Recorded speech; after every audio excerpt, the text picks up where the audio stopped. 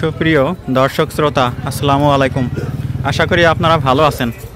আমি এখন মানিকগঞ্জের ঐতিহ্যবাহী ঝিটকা বাজারের সেই ঐতিহ্যবাহী ঘরের সামনে দাঁড়িয়ে আছি। চৌতলা টিনের ঘর, একেবারে 3 স্তর টিনের ঘর। নিচ থেকে উপরের দিকে কিন্তু 3 সেট টিন রো করে উপরের দিকে সাজিয়ে এই ঘর তৈরি করা হয়েছে। আমাদের এই ঐতিহ্যবাহী ঘর সেই ছোটোবেলা থেকে, আজ থেকে প্রায় 35-40 বছর আগে থেকে, আরও আগের ঘর।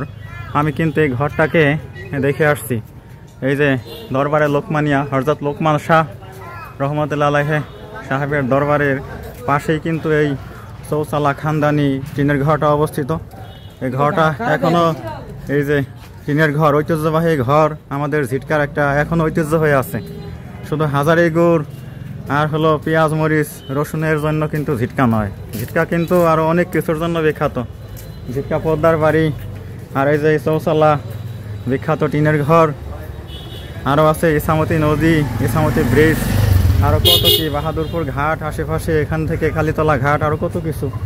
বন্ধুরা ভেঙে দেখেন, একেবারে 1-5টা খসে গেছে, কাঠ পচে গেছে, আর উপরে টিনগুলো মরিচা খেয়ে গেছে। অথচ সেই পুরনো দিনের টিন নতুন টিনকে কিন্তু এখনও হার মানায়। এই টিন কিন্তু অনেক শক্ত, অনেক ওজনদার টিন কিন্তু এই ঘরে সেট করা হয়েছে। বাস স্ট্যান্ডের আর হলো খাদ্য গোদামের এই এরিয়ার মধ্যে এই ঘর আজও টিকে আছে। জানি না আর কতদিন এভাবে থাকবে, তালা দিয়ে আটকানো।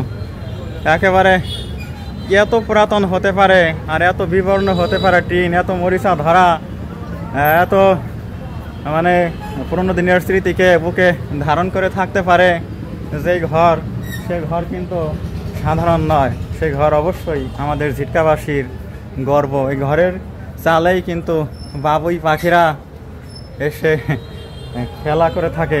বন্ধুরা অনেক সুন্দর, অনেক সুন্দর ঘর।